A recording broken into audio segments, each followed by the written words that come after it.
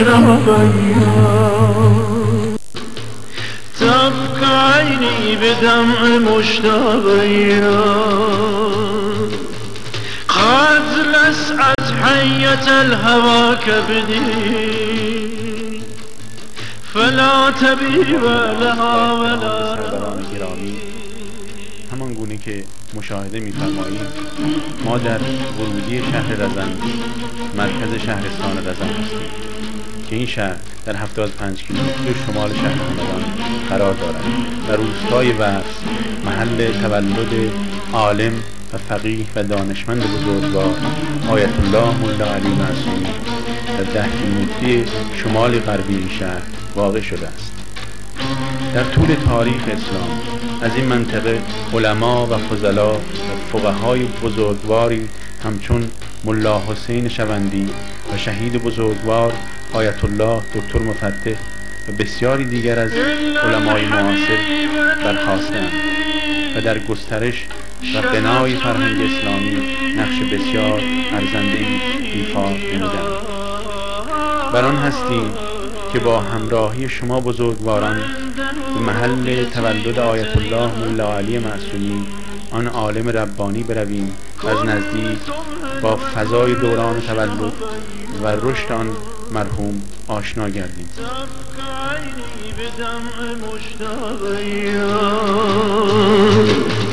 قد لسعت حية الهوى كبدي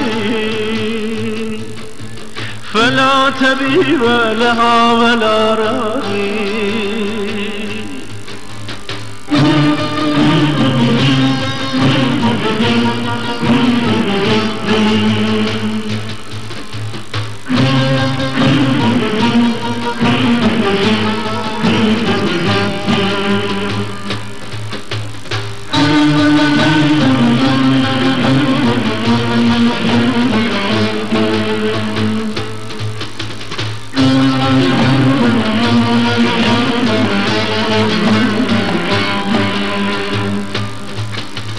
زد مار هوا بر جگر غمناکم سودی نکند فسونگر چالاکم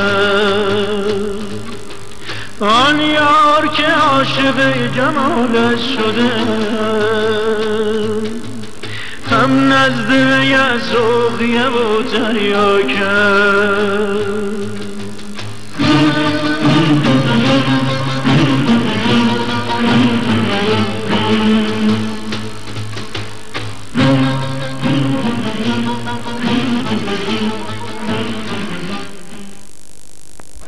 روستای زادگاه آیت الله مرحوم ملا علی معصومی همدانی و داریم می رویم به طرف کوچه و خانه‌ای که ایشان در آنجا به دنیا آمدند و در آنجا رشد یافتند.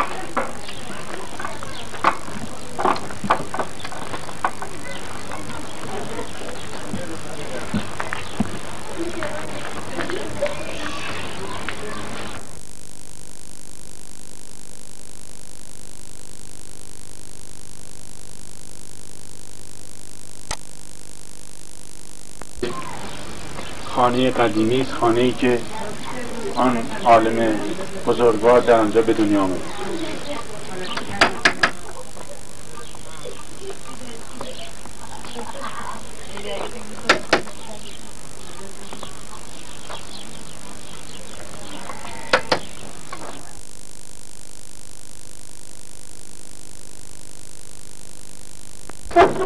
سلام علیکم.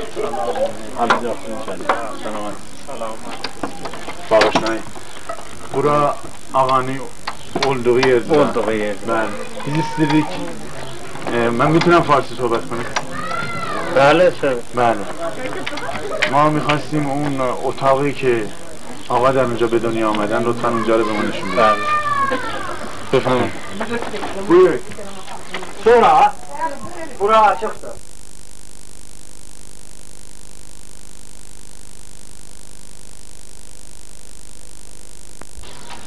اتاق دوباره ساختن؟ بله bu duvarada uğurlarında ama. اون اتاق داخلی Bu bir saati.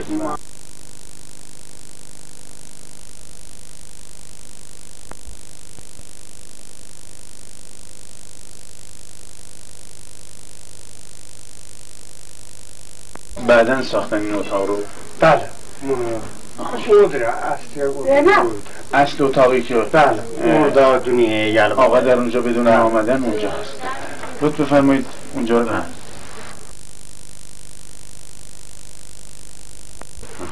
خب اینجا چجوری بود قبل؟ اونجا به گهواره وارمش اینجا؟ نه بله اونجا نه بله جاش اینجا بود دیگه؟ بله بودن بله اونجا نه وارمش اوردان بشوب گلد اینجا میبستن و دیگه اون طرفش کجا میبستن؟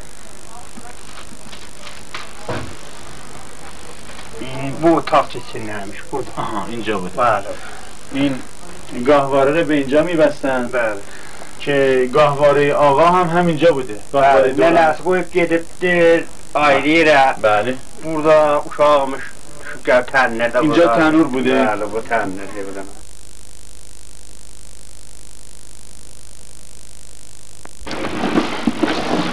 اینجا تنور بوده؟ بله خب آقا که Ağa nənədəymiş. Bəli. Nənə gedibdi yazıya, gəlib görüb bu gəlib tənirə. Amma otda heç əsər eləməyib. بله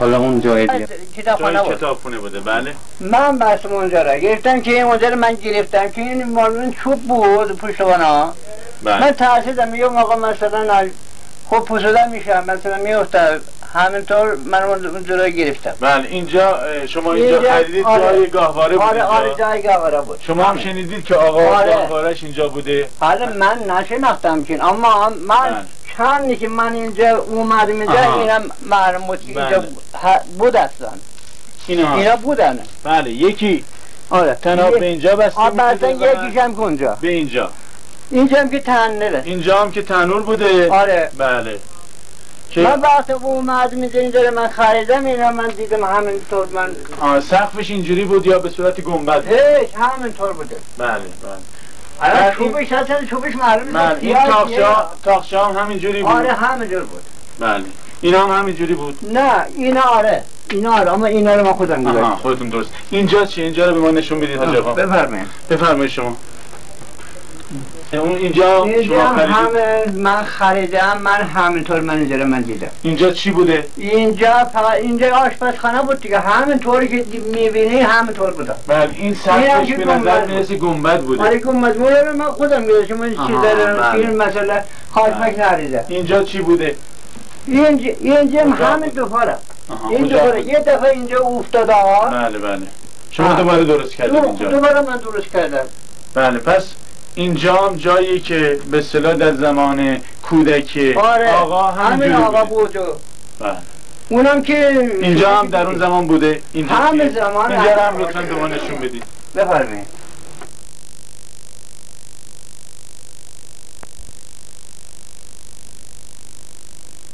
اینجا هم که وقت من اینجا رو خریدید همینجوری بود؟ خریدم همینطور بود. من نه دست دادم اینجا را این دوباره فقط پشتوانش من دست دادم که اینه تو شکسته. بله دوباره من یعنی پشتوانش من درست کردم. اینجا چی بوده؟ برای چی؟ اینجا هم یه مثلا آتماسفیر گذاشته اونم مثل ما. اینجا به اصطلاح انباریشون بود؟ آره انباریشون بودن. بله مثلا از این جهبه از این مثلا خب مال قدیمی حالش معلومه دیگه.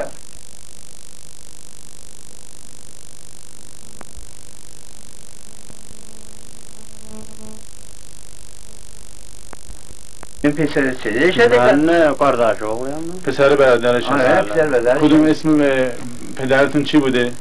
مظفر علی. میرزا ظفر علی. ظفر علی. بله مظفر علی. مظفر علی بوده. برادر چندم آیت الله بوده؟ سوم. بله بعد شما 5 برادر. بله 5 برادر بودن. بعد اسم برادراشون چی بوده؟ یکیش محمد علی بود، یکیش تارش علی بود، یکیش میراش بود، پنجالی، داداش علی، مظفر علی، محمد علی. 4 تا بود چند؟ 5 تا.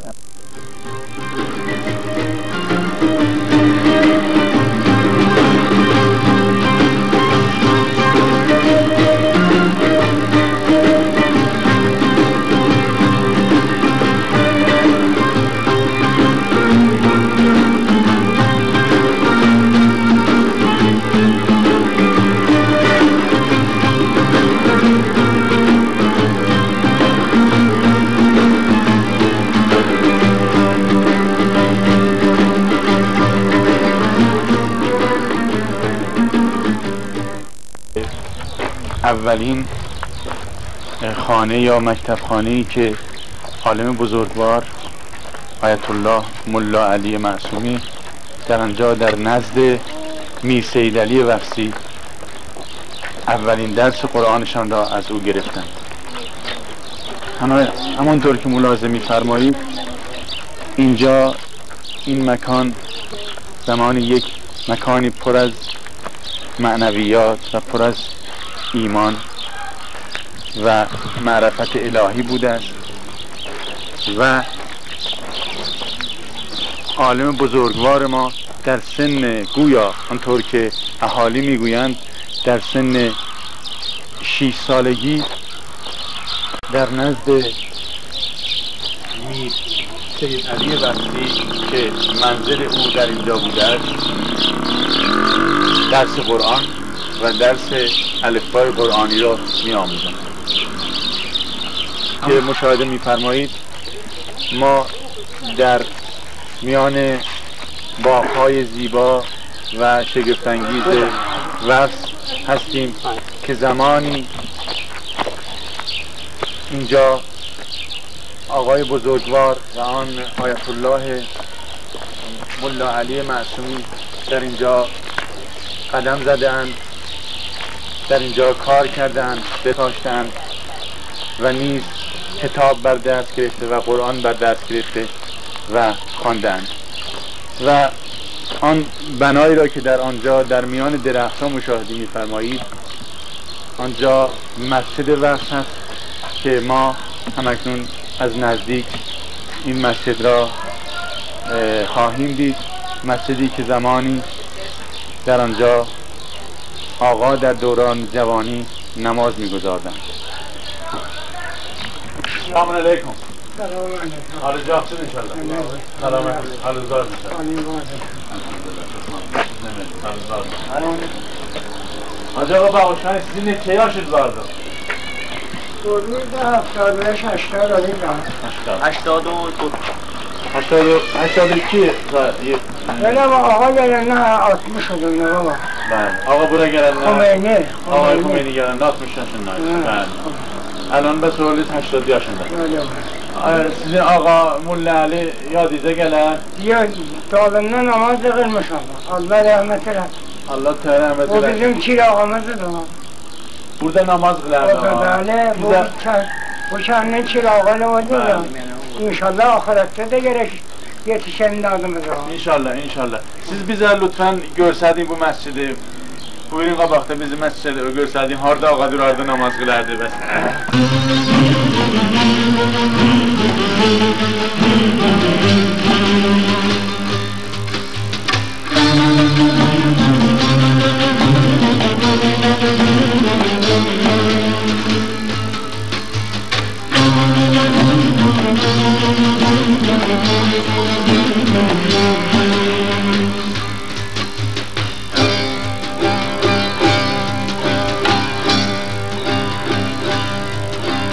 إلا الحبيب الذي شغفت به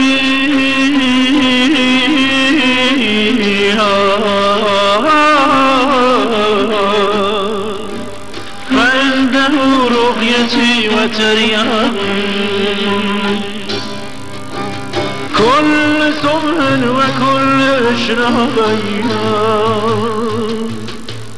تبكى عيني بدمع مشتاقي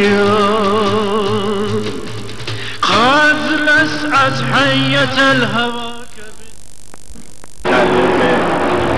مادر 80 سالی به نام خوشقدم که ایشون حکایت جالبی در رابطه با دوران کودکی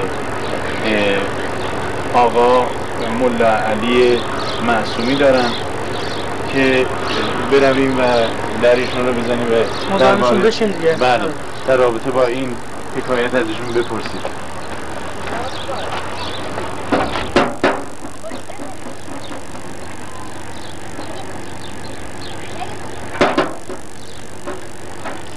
سلام علیکم. خوش خودم ننرف داده؟ بله. یالا یالا بفهم تمام بس بابوشنان علیکم. حالی جاست انشالله. سلامت. رسید به خیر olsun inşallah. Nemiyoruz nene, daha halı Allah jastı. selamet ola, ömrünüzde duruyor. Kocalıqla əlləşirəm mən. Bəli. Az qalmışam ha. Xo'p, siz Ağa Mullali murdindən nəmə bizə tərif edə bildiniz? Düzümü deyirəm mən. Bəli. Yalanla ki danışa bilməm. Bəli. Mənim belə yadıma gəlir. Yadıma gəlir Ağa Mullali, Xuda rəhmət eləsin. Elə təzəmələ gələn edir. Elə cavan edir. Gedərdim məsciddə namaz qılar. Gedərdi məsciddə namaz qılar. Bu babanı çəkərdi başına, deyərdi arvad xalqa görmür.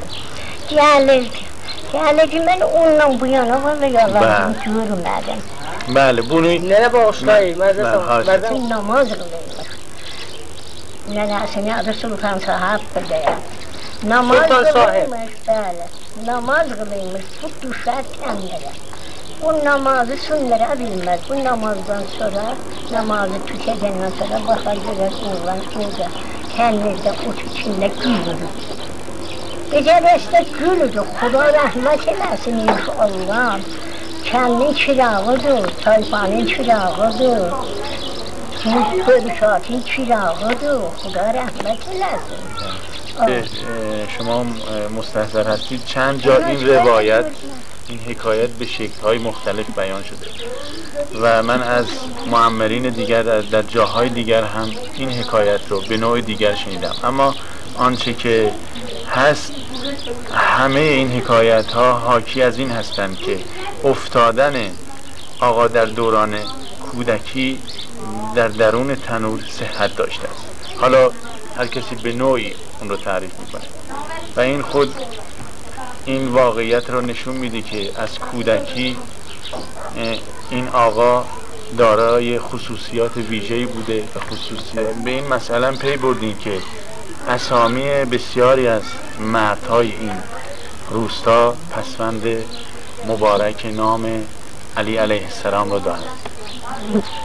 حتی اسم اصلی آیت الله ملا علی معصومی 5 علی نام داشته و 5 برادر هم پسوند علی دارند. حتی برادرزاده ها از قبیل حاج آقا عین علی که برادرزاده آیت الله ملا علی هستن و برادرزاده های دیگه، حتی افراد غیر از طایفه آیت الله هم پسوند علی دارند. این برای ما یک ویژگی جالبی رو داره بیان میکنه که چقدر در این منطقه، در این روستا، این پیوستگی عمیقی بین مردم، بین اعتقادات مردم با ائمه، به خصوص با مولایشان، مولای متقیان امام علی علیه السلام وجود داشت. و از جمله من به یه نکته دیگه هم خدمتتونم عرض کردم توی راه که داشتیم میمدیم. من این کتابی هست به نام تذکرة الخوانین قراگزدو که حدود فکر میکنم 110 سال پیش نوشته شده است و نویسنده این هم میرزا ابوالقاسم ابن مرحوم میرزا محمد منجم هست که در رابطه با این منطقه میگوید که این منطقه از زمان بایزید بسطامی، یکی از عرفای نامی 220 هجری، منطقه مقدسی بوده و عرفایی چون بابا نظر که روستایی است الان در نزدیکی اینجا، بابا گاوسوار، بابا گرگر و بابا خنجر و بابا شیدا در این منطقه به خاطر تقدسی که بوده از طرف بایزید بسطامی باز دوباره مأموریت پیدا میکنن که بر منطقه خودشون بیان و به ترویج و گسترش معرفت الهی و اسلام بپردازن. و از اون زمان هم طایفه قراگزدو که این وفسی ها هم طایفه وفس عاشقلو هستن، همونطور که شما هم فرمودین، کاملا صحیحه. و این ها هم وابسته به یکی از طوایف قراگزدو هستن که در زمان تیمور به اینجا میان، به خاطر تقدس این منطقه اینجا رو برمیگزینن و در گسترش معرفت اسلامی و اسلام سهم زیادی داشتن. و دیگه این که در 140 سال 160 سال قبل در زمان فتحعلی شاه مأموریت مقدس حمل ذریح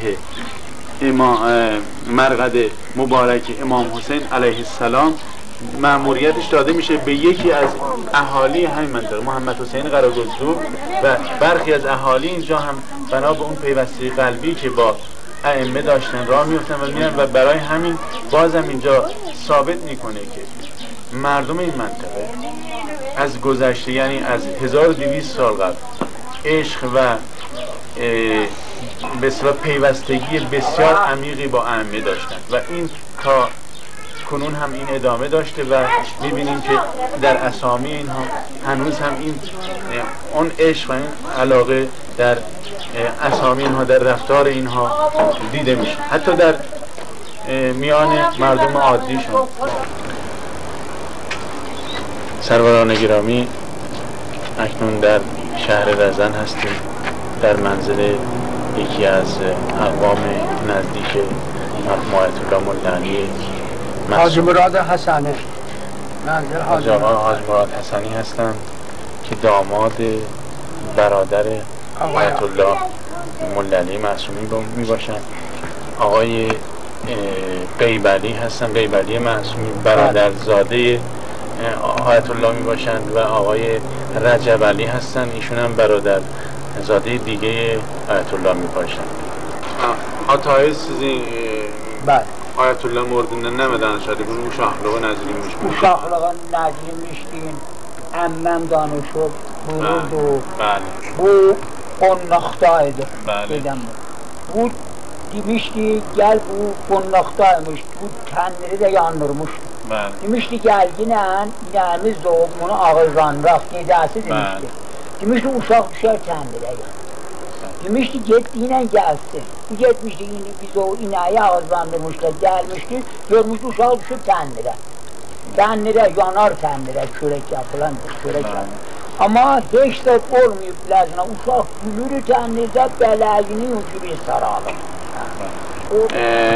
حکایتی که در وفس هم ما از چند نفر از معمرین شنیدیم، منتها به گونه دیگر در رابطه با به تنور افتادن آیت الله در دوران کودکی، که ایشون هم که برادر زاده آیت الله می باشن میفرمایند که خواهر محترمه آیت الله که افروز نام داشتن و 6 سال از ایشون بزرگتر بودن، اون تعریف میکرده که در شاهد بوده که در دوران کودکی ایشون به تنور میفته و تنوری که روشن بوده و هیچ گونه آسیب به ایشون نمیرسه و کودک در درون آتش میخندید.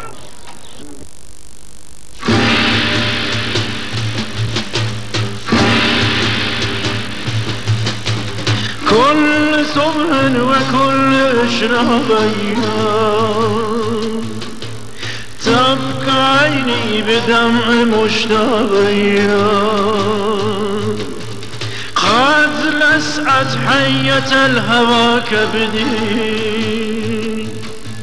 فلا طبيب لها ولا راغي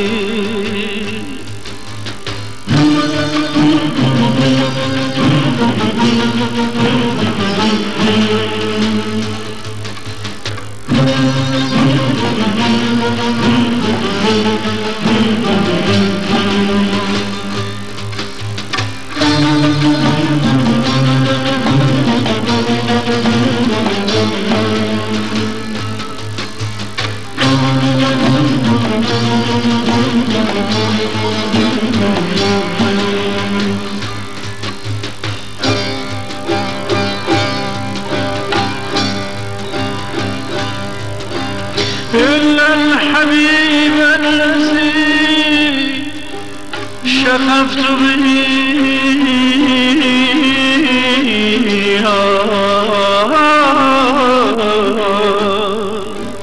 فعنده رؤيتي وترياقي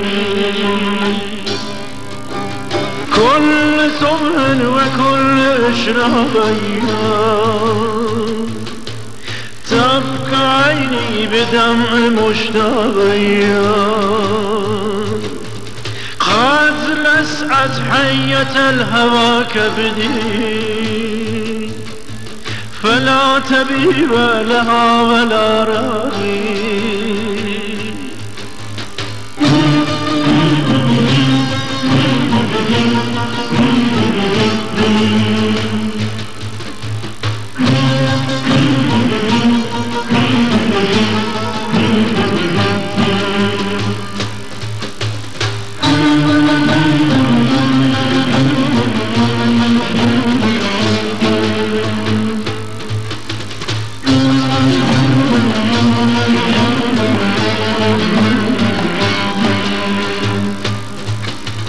زد مار هوا بر جگر غمناکم سودی نکند فسونگر چالاکم آن یار که عاشق جمالش شده هم نزد یزرقیه و تریاکم